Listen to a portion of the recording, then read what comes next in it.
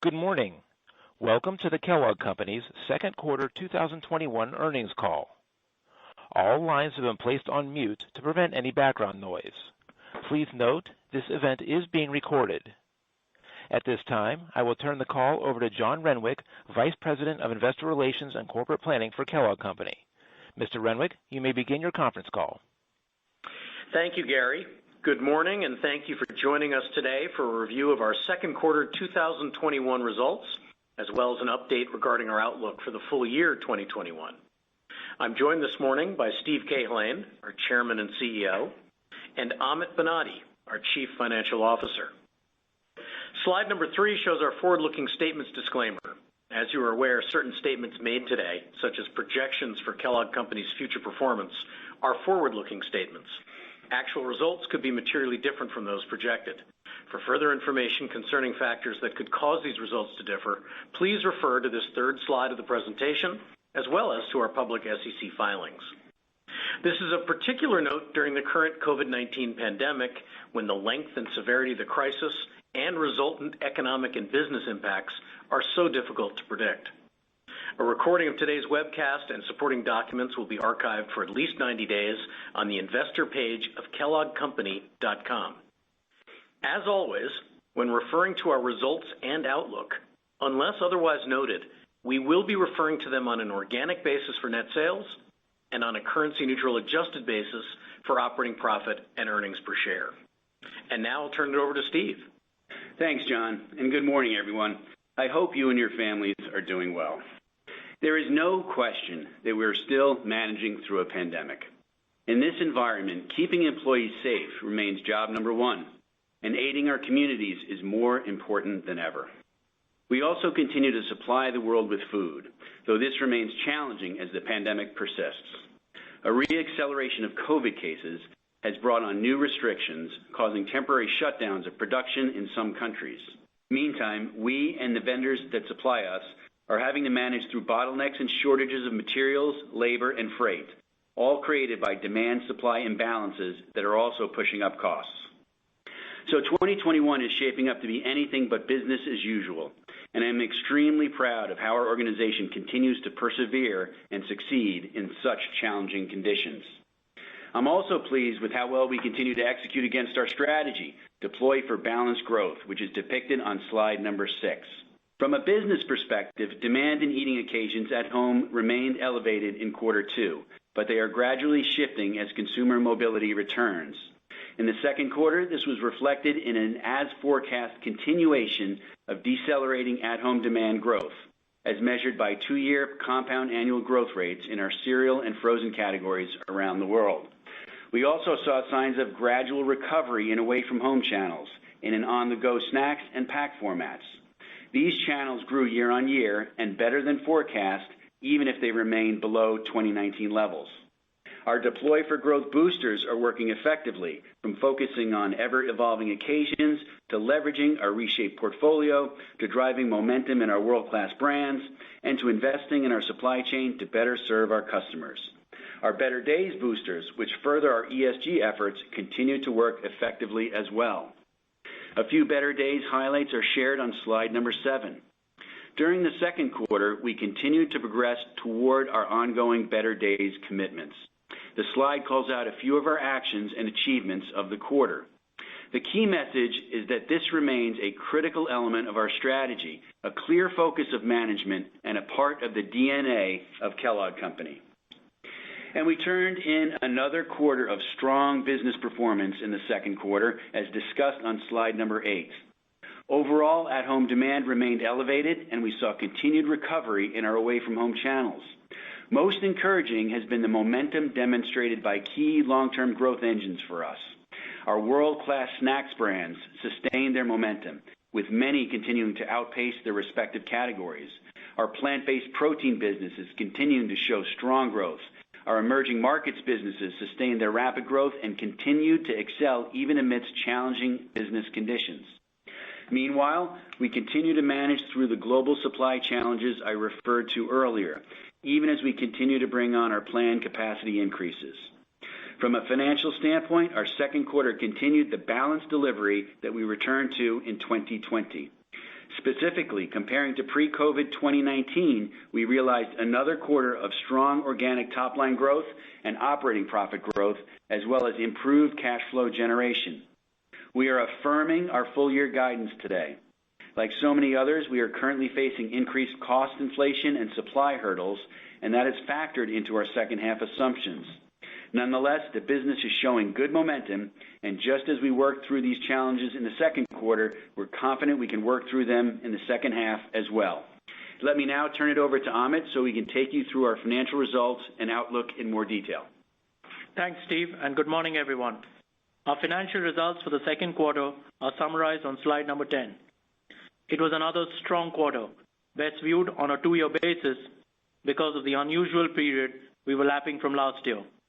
On an organic basis, we nearly matched last year's unusually high net sales, generating 4.5% growth on a two-year compound annual growth rate or CAGR basis. This came in better than expected thanks to an impressive momentum in emerging markets and faster improvement than expected in our away-from-home channels. Currency-neutral adjusted basis operating profit declined against last year's exceptional quarter when it grew 27% despite losing about 8 points to divestiture impact. Excluding those divested businesses from the 2019 base, our operating profit in quarter two this year grew at a two-year CAGR of about 8%. This is strong growth that indicates underlying margin expansion. Currency-neutral adjusted basis earnings per share declined as it lapped last year's outsized growth, but it grew about 9% on a two-year CAGR basis, excluding the divestiture impact on operating profit. And cash flow was again stronger than anticipated for the quarter.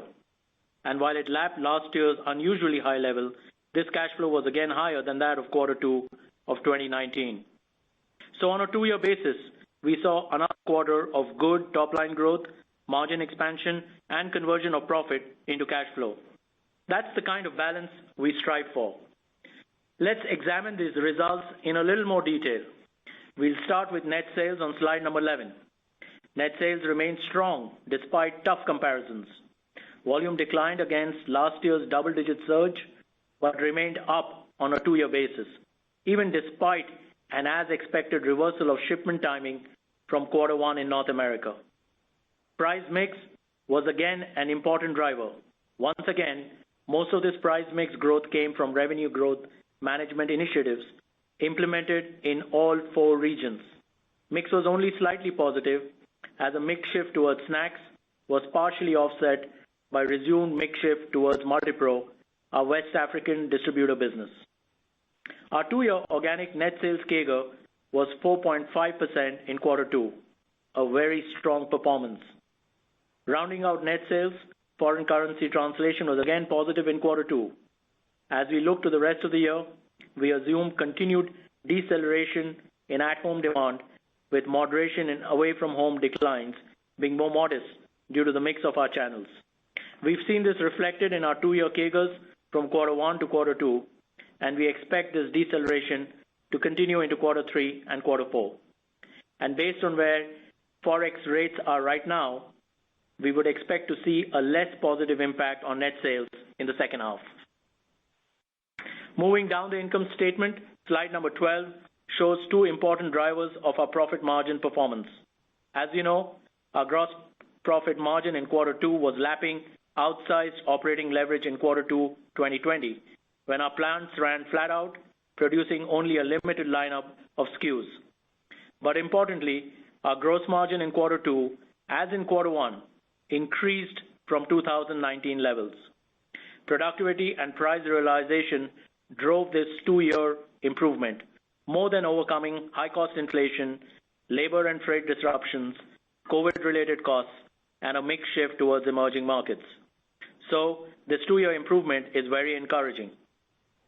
As we'll talk about in a moment, we expect to see more pressure on gross margin in the second half than we did in the first half, reflecting the current operating and cost environment.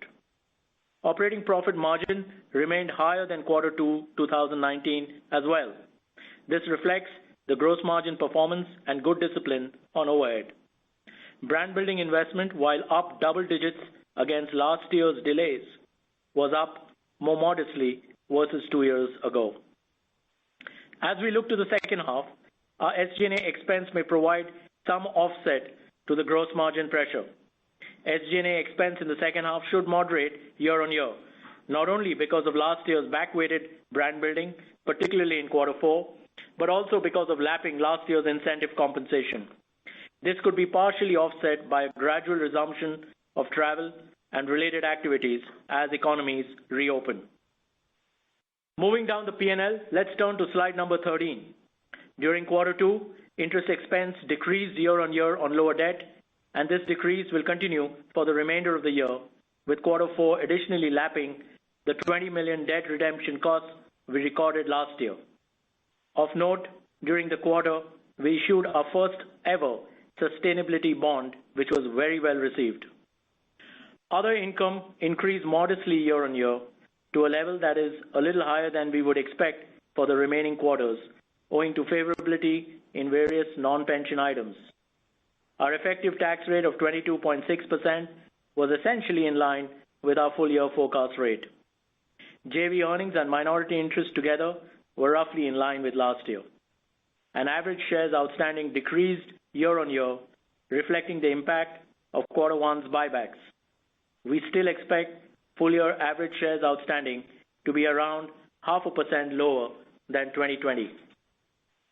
Let's now discuss our cash flow and balance sheet shown on slide number 14.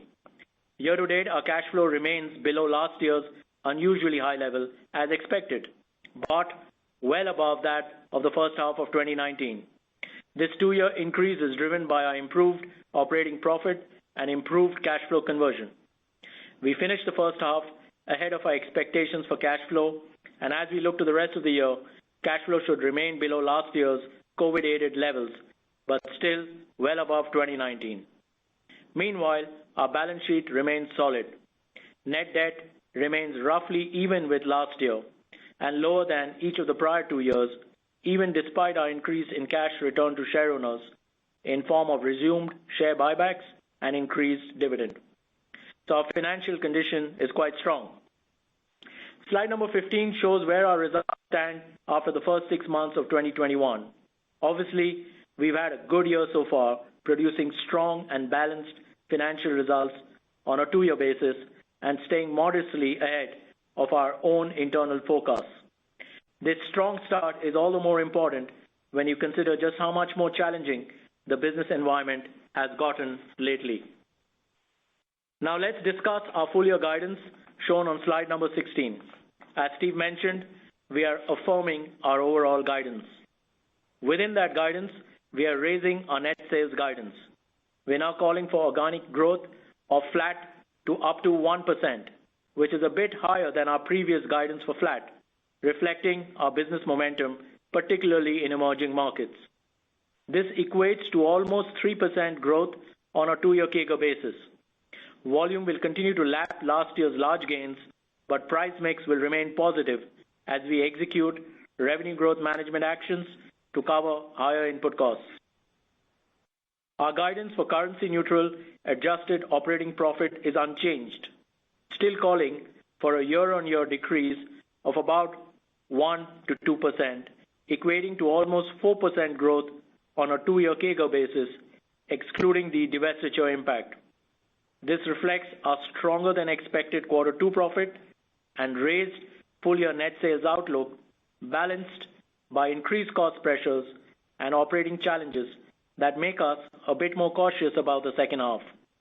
Specifically, we have the productivity and revenue growth management actions in place to continue to cover high market-driven costs for commodities and freight. However, the economy-wide supply chain challenges that Steve mentioned are impeding production and shipping and creating incremental operating costs as well, particularly in quarter 3. Because of this, we now expect gross profit margin to finish 2021 slightly below 2019 levels, but well above 2019 in gross profit dollars. We're also affirming our guidance for 1 to 2% growth in currency neutral adjusted earnings per share. which equates to almost 5% growth on a two-year CAGR basis. And we continue to look for cash flow to finish the year in the range of $1.1 to $1.2 billion.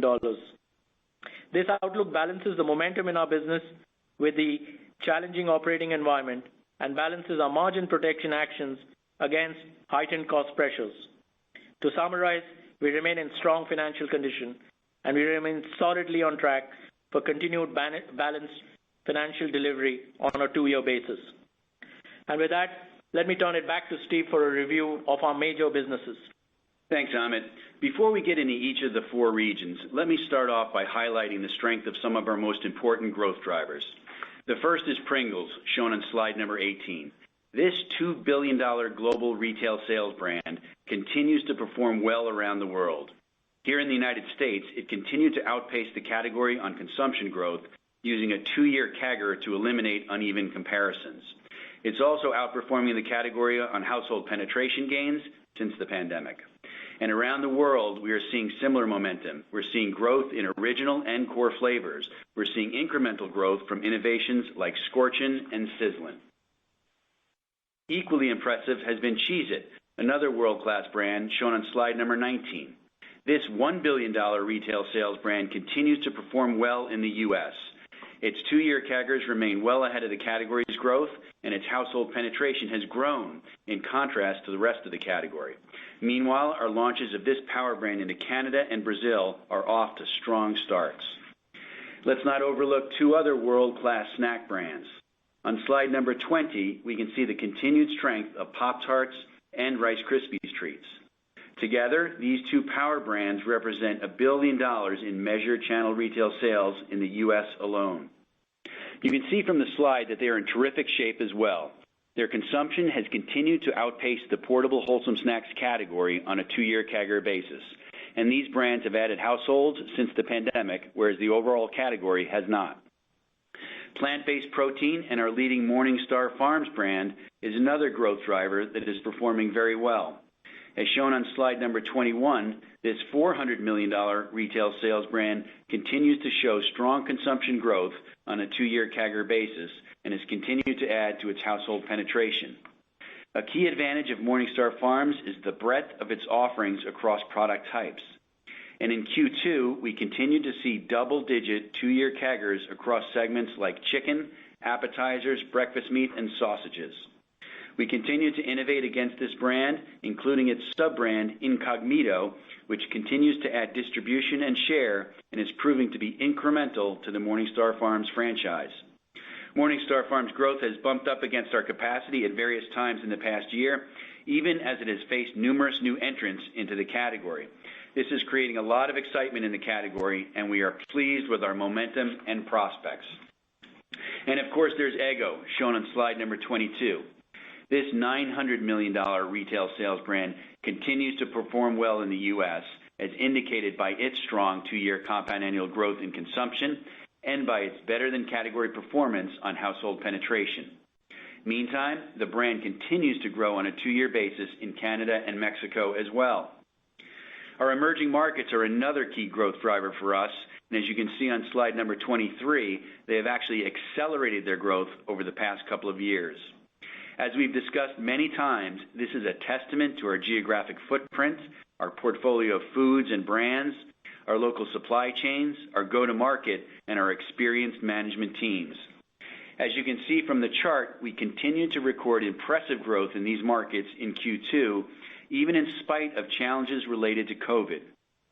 We grew strongly in Africa, Asia, Latin America, and Russia, and we continued to grow in cereal, snacks, and noodles.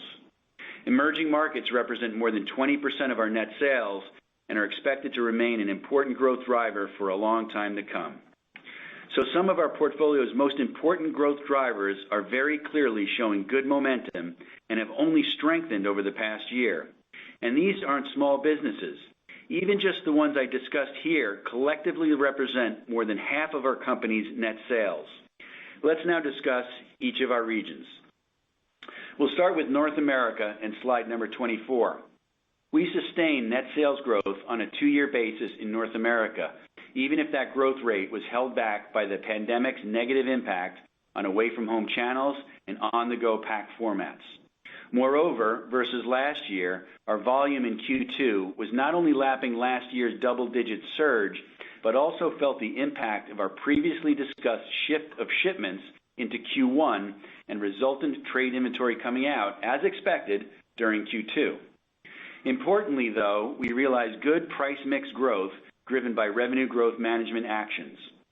And our overall sales growth was supported by good underlying consumption trends.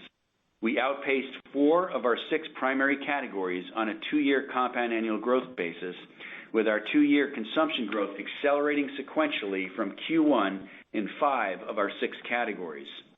And as we discussed on the past few slides, this strong performance is being driven by many of our biggest brands. So the underlying fundamentals look good. On operating profit, remember that we were lapping a year-ago quarter in which operating profit grew 36%, excluding divestiture impact, an unusually strong quarter elevated by at-home demand, outsized operating leverage, and delayed brand investment during the height of the pandemic. On a 2-year CAGR basis, though, you can see we continued to generate good operating profit growth, driven by top-line growth, productivity, and price mix. These have been able to offset the impacts of extremely high cost inflation this year, as well as the frequent shortages of materials, freight, and labor, which are most pronounced in North America. Let's take a closer look at our category groups in North America. Slide number 25 shows that our net sales for snacks in North America continue to grow both on a 1-year and a 2-year CAGR basis, despite declines in away-from-home channels and many on-the-go foods and pack formats. U.S. consumption remains solid on a 2-year CAGR basis, outpacing all 3 of our snacks categories and led by power brands. In crackers, we outpaced the category on a 1-year and 2-year CAGR basis, led by continued strength in Cheez-It and Club.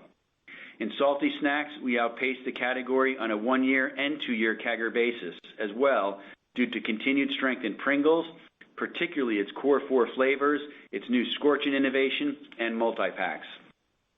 And in portable wholesome snacks, we are seeing brands like Pop-Tarts and Rice Krispies treats hold up very well on a 2-year CAGR basis, while also starting to see signs of recovery in our more on-the-go oriented brands like Special K, Nutri-Grain, and RX bars. In North America cereal, shown on slide number 26, organic net sales were off slightly on a 2-year CAGR basis due to declines in away-from-home channels.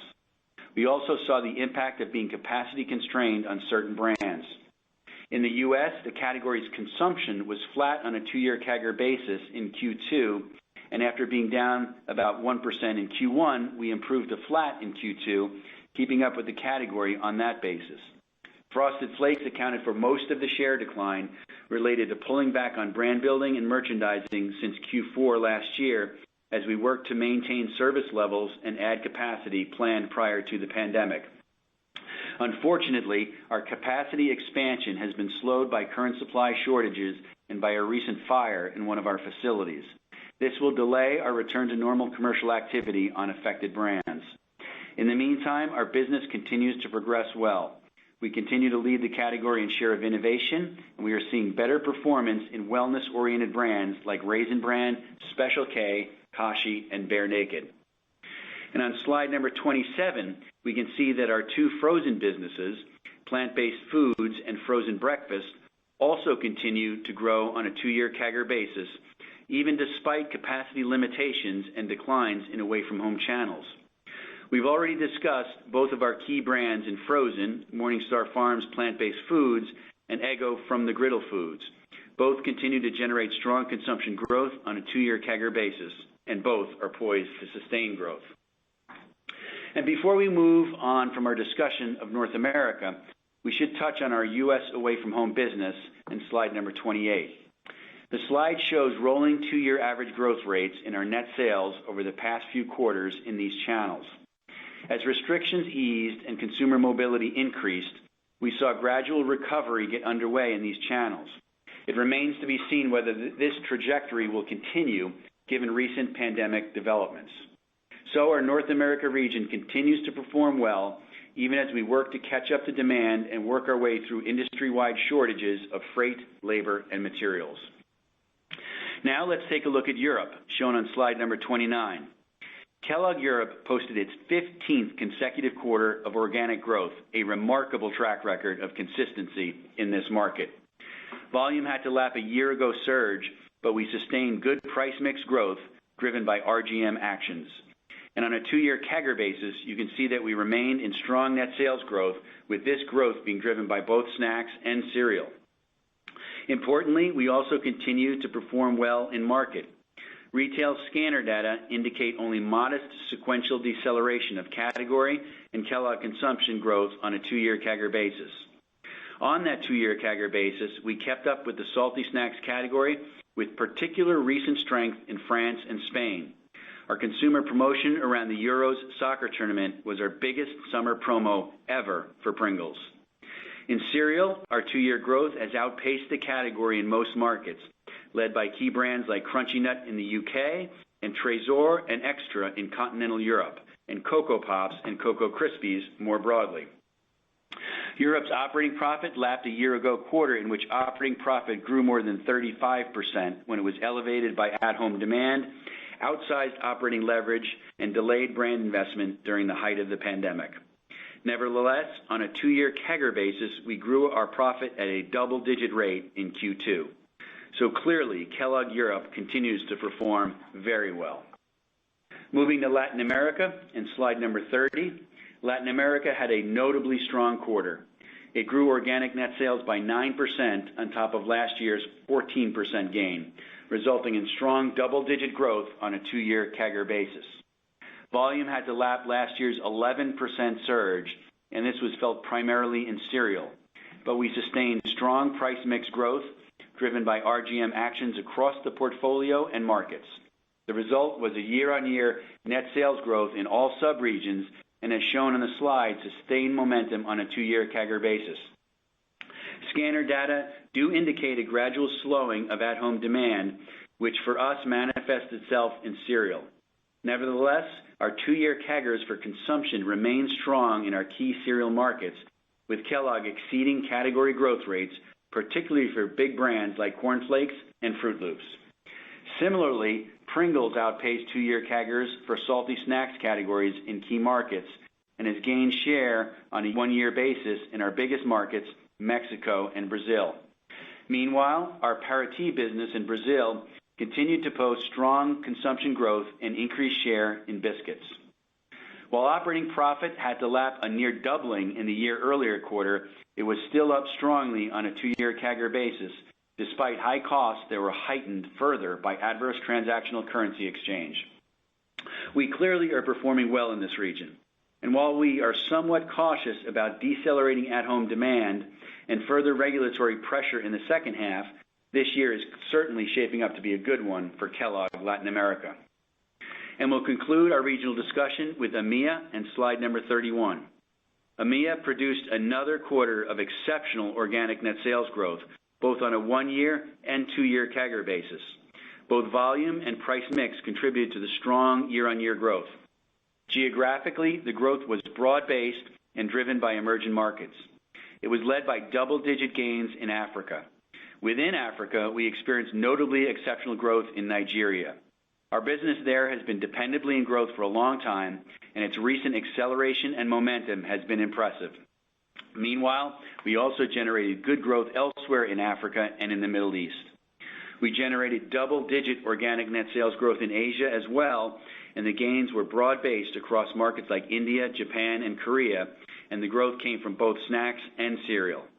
Even in developed market Australia, our sales were roughly flat against last year's surge. EMEA's operating profit growth was also outstanding in Q2, growing 25% year-on-year. So EMEA continues to demonstrate strong momentum, and while we would not expect it to keep up this exceptional rate of growth, it is very clearly a dependable growth driver for us. Allow me to wrap up with a brief summary on slide number 33. We have completed another quarter of strong execution and performance, capping a first half that featured the following: underlying business momentum driven by our biggest brands, unlocking capacity so we can resume full commercial activity in certain products, sustained growth momentum in emerging markets, leveraging enhanced capabilities from data and analytics to innovation to ESG. Strong cash flow and balance sheet, providing financial flexibility and increased cash to share owners. A continuation of balanced financial delivery, and an affirmation of our full-year guidance as top-line momentum helps offset the impact of higher cost pressures and global supply chain obstacles. As I mentioned earlier, the current business environment is anything but business as usual.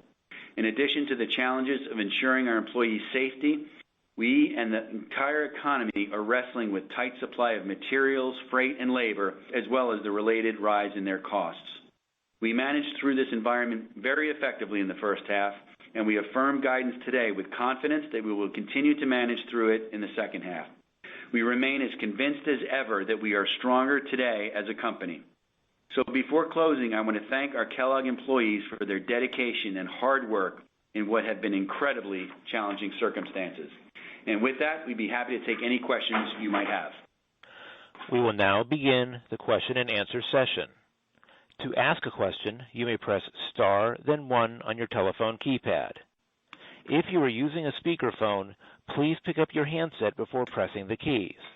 To withdraw your question, please press star, then 2. At this time, we will pause momentarily to assemble our roster. Our first question comes from Bryan Spillane with Bank of America. Please go ahead. Hey, good morning, everyone. Morning. So I guess my question is around, I know the commentary just around the rising costs and some of the supply chain issues, like sourcing materials in North America. And I guess my question is, in terms of mitigating that, you've taken some actions in the second half to begin to try to mitigate. But I guess as we go forward, how should we think about, how much of this maybe leaks into the first half of next year? And, are there other incremental actions, whether it's pricing or productivity, that you might have to take in order to sort of stay, on top of this as we move beyond this current fiscal year? Yeah, thanks for the question, Brian. And, you hit on some of the most important activities. And we always like to say that our first line of defense against something like this is productivity, right? So we've been working hard at productivity and looking for every area where we can be more efficient. And then RGM.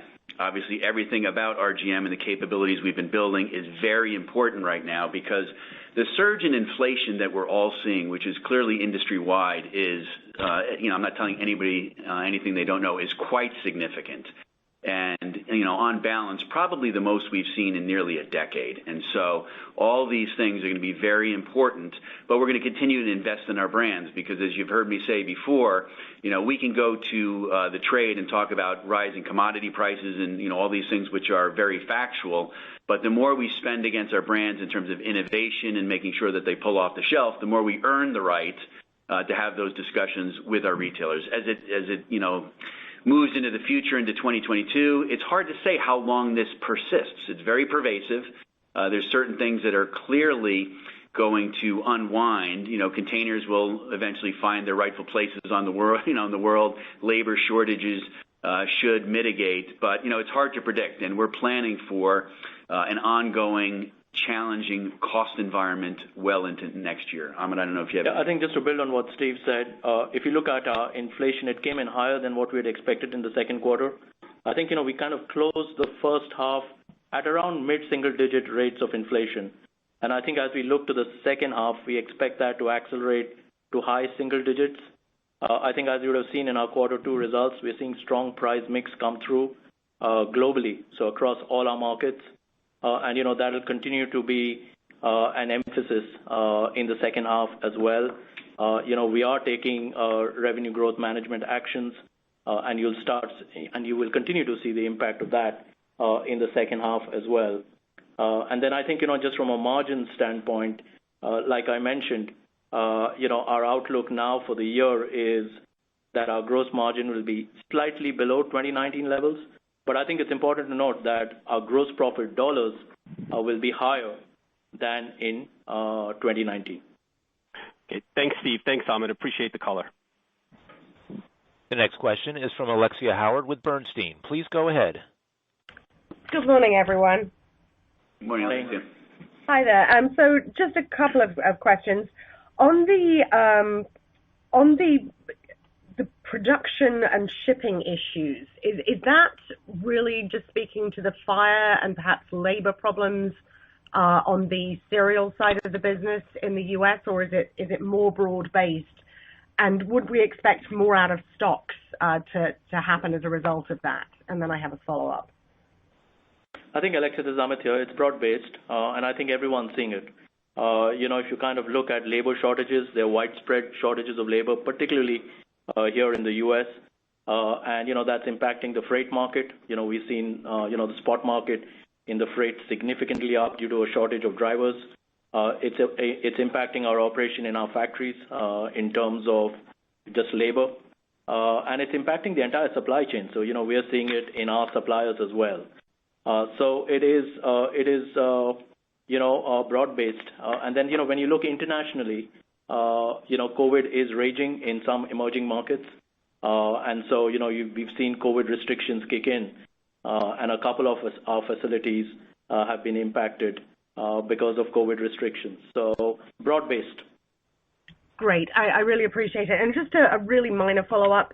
Are you able to quantify the currency impact on EBIT and on operating profit and earnings per share for the full year, just so that we have an idea of what the guidance implies?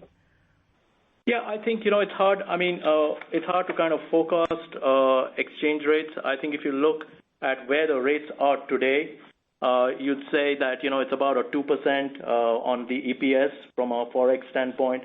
It's about, 1 to 2% on a net sales basis. So that's kind of the, if you look at just where rates are today. Great. Thank you very much. I'll pass it on. The next question is from Rob Dickerson with Jefferies. Please go ahead. Great. Thank you so much.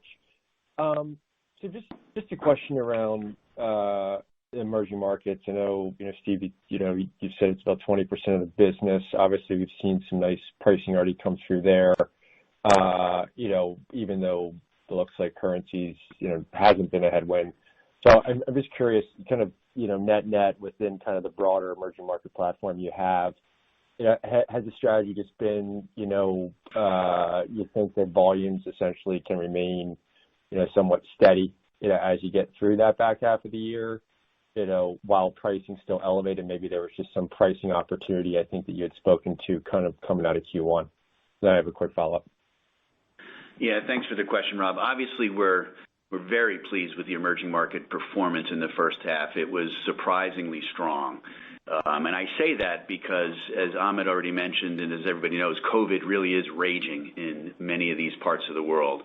But I think our strength there really comes down to the execution of our strategy, which starts with the affordability pyramid, which we've talked about in the past. Our portfolio is much more affordable today than it has been in years. It's much more locally relevant in terms of the foods that we bring to market. And so that's allowed us to weather what is a very uncertain environment in many of these markets. We also have a very advantaged position in some of these markets. If you think about our West African, Nigerian business, our strength in route to market through our multi-pro distributor allows us to operate in this very challenging environment. The Parati acquisition in Brazil gave us strong route to market. So the focus on route to market and affordability has allowed us to weather this very challenging and, in fact, be very successful in the first half of the year. We're cautious going forward. We wouldn't expect this type of elevated performance to continue, and we say that just because of the level of uncertainty around COVID, around potential disruptions. We have had some factory disruptions in the emerging markets in the past quarter. We can't guarantee that won't happen again, and so it's with some degree of just caution that we look forward relative to the performance that we had in the first half of the year. All right, great. And then just to focus on North America for a minute, obviously the price mix is already coming through nicely in Q2. I'm assuming some of that is more mix-driven relative pricing you've already taken. So as I think kind of, going to go forward in the back half, is kind of what you did in Q2, is that, let's say, one, a fair proxy for what you might be able to put up in price mix? And then secondly, is just on the tonnage side, obviously came off a bit in Q2. I realize you're being a bit cautious on how that plays out given food at home deceleration potential. But at the same time, it seems like maybe your portfolio should be a little bit better insulated, right, relative to others in the volume side in the back half, given you don't have extremely tough comparison, and also because you have some of the on-the-go exposure. So kind of two parts, pricing and then tonnage expectations, and that's it. Thanks. Yeah, so just starting with the pricing, we saw, like I said, around 4% price mix in the first half. And, it was across all our markets, both in the U.S. And in the international markets. And, it was a more price than mix in the first half. And, we'd expect that to continue in the second half. And we'd expect to continue to execute our revenue growth management actions. Right, great. And then just on the volume side, just kind of thinking about portfolio construct and, I guess elasticity, et cetera. Yeah, so, we feel pretty good about the volume side of the equation, but we're also continuing to focus on, the balance of price mix. As you think about our various categories, obviously the second quarter was the really big lap when it comes to tonnage, and then the back half of the year becomes less so. All right, thanks, Steve. The next question is from Michael Lavery with Piper Sandler. Please go ahead. Good morning, thank you.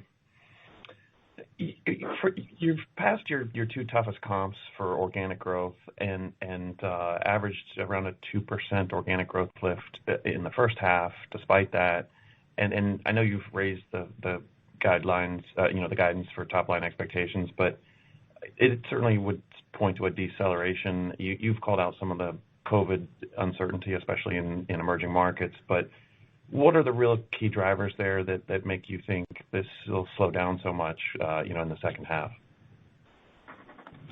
Yeah, Michael, thanks for the question. I think, obviously, if you just reflect back on the last 18 months, there was a time when many companies weren't giving guidance, and we've tried to be as transparent as we possibly can all throughout this.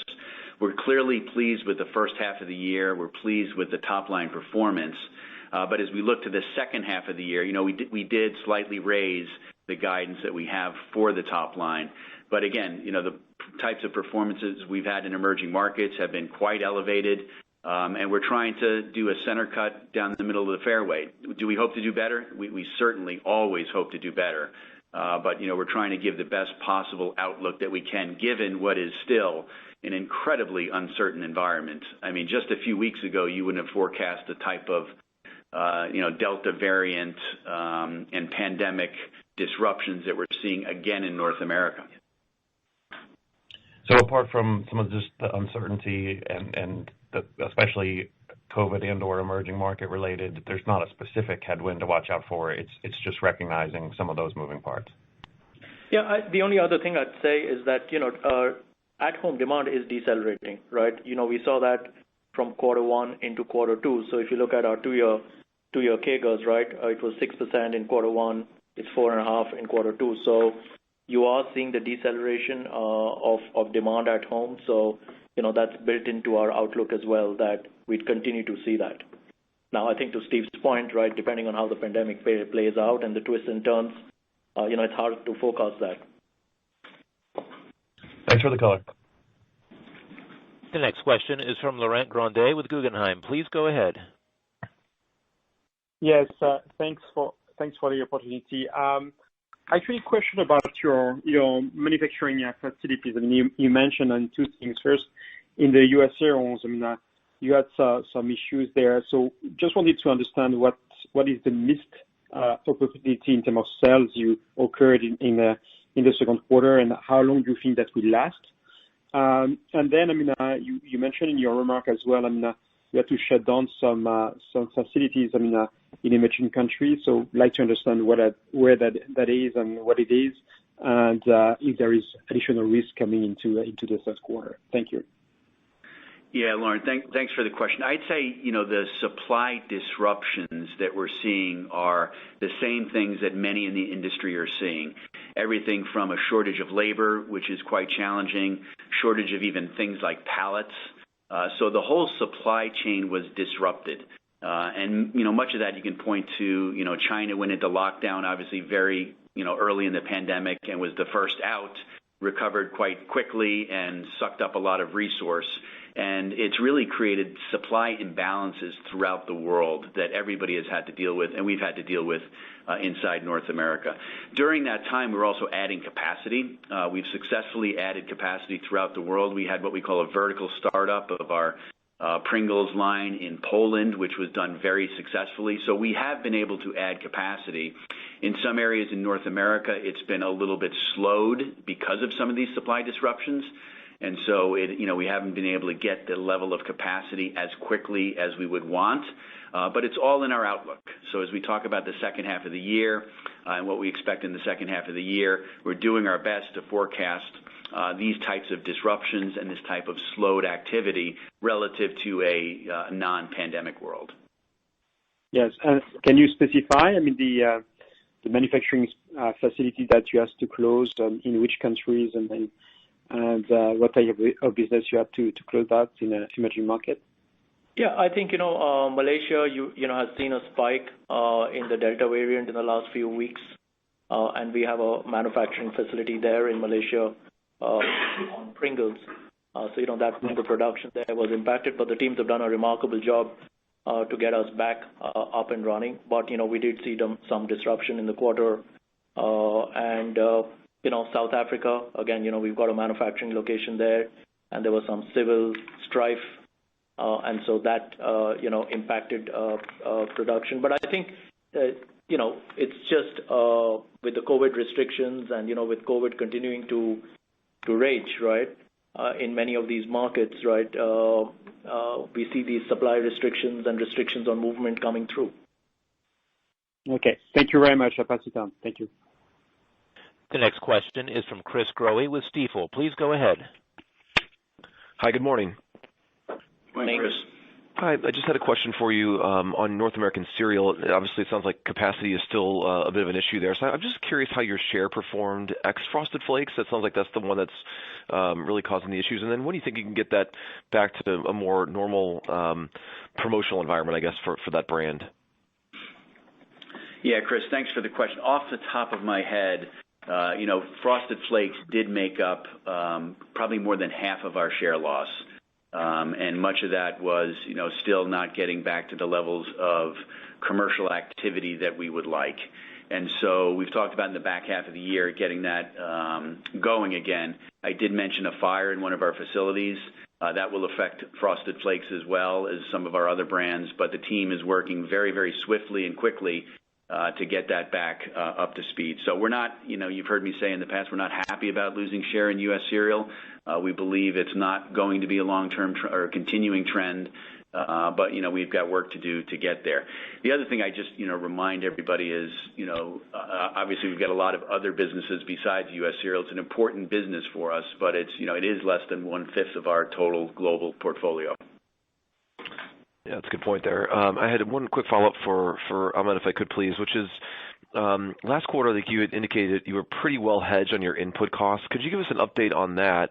And if I could just add or a bit of a follow-on, the inflation you're seeing right now, is this primarily on inputs where you're not hedged? Is that where we're seeing some of the incremental inflation come through? Yeah, so I think, our hedging, we're almost now fully hedged for the year, as you'd expect at this time of the year. So I think, from a hedging standpoint, for the year, for 21, we're almost fully hedged. I think in terms of inflation, we've seen a little bit of inflation on our commodities, but I think, the area that's turned inflationary is packaging on flexibles, cans. So that has turned inflationary since our last outlook. And then I think, to the comment I made earlier around freight, we're seeing freight rates continue to rise. And more importantly, there are widespread shortages. And so just securing the supply of freight, right, is coming at much higher rates than what we had expected.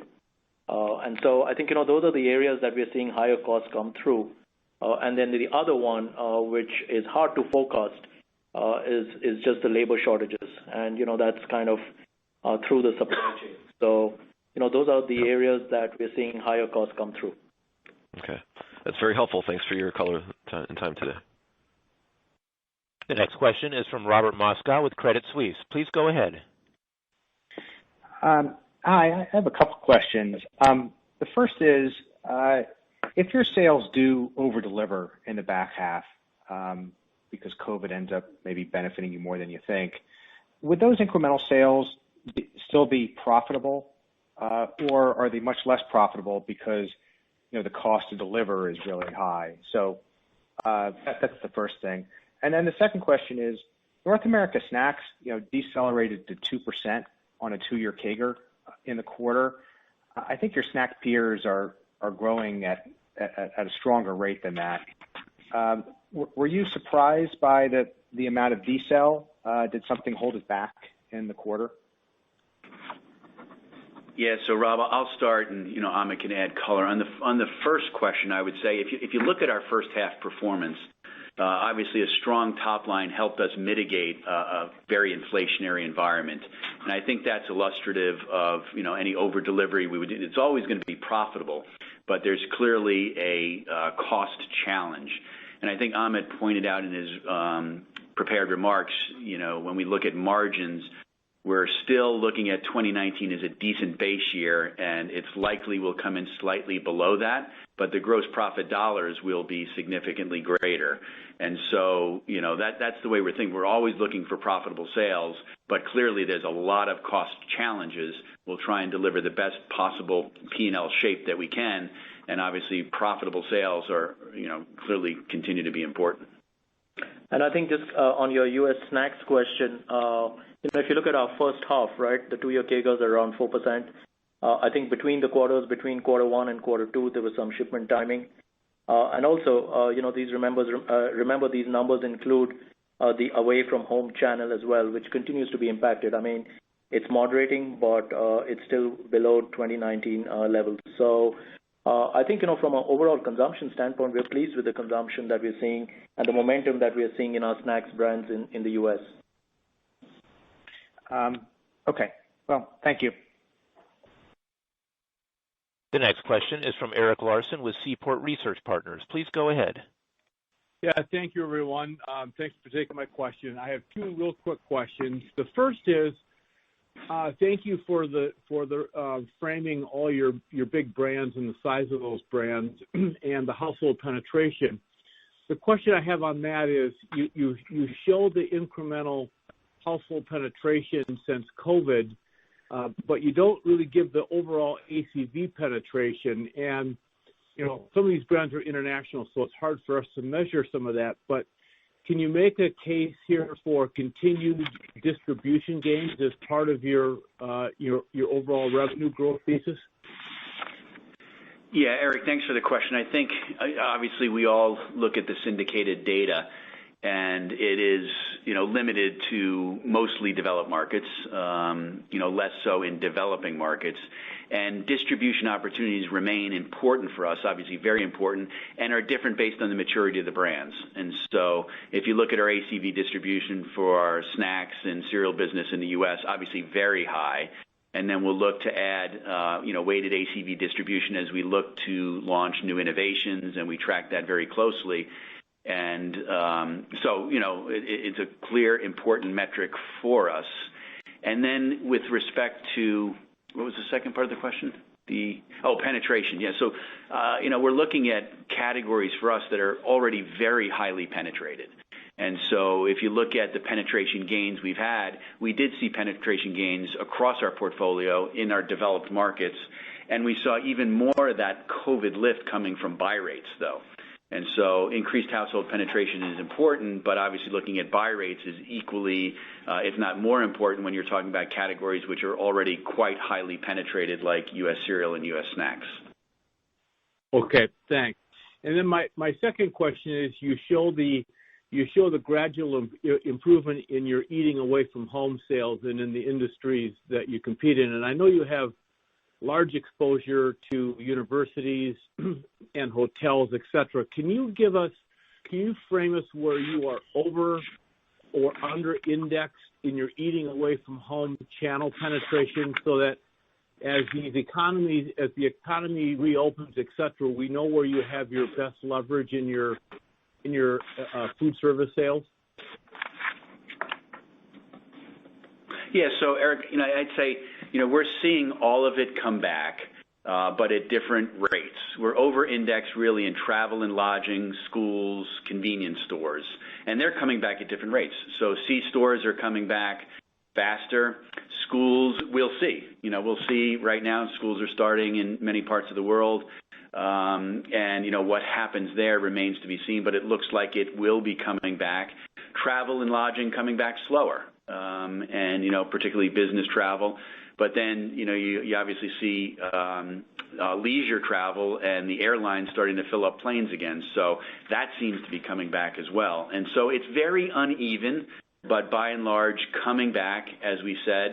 Now, as I said earlier, there's still a degree of uncertainty based on what's happening with the pandemic right now, and it's still below 2019 levels, so not yet close to where we were pre-pandemic.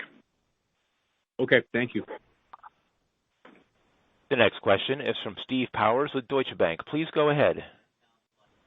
Hey, sorry, thanks a lot for squeezing me in. I guess the question I have, and you've talked about it a bit, but I'm still trying to better understand how much of the implied second half deceleration is really just prudence on your part because of the uncertainty you've talked about, versus things you have firmer line of sight to.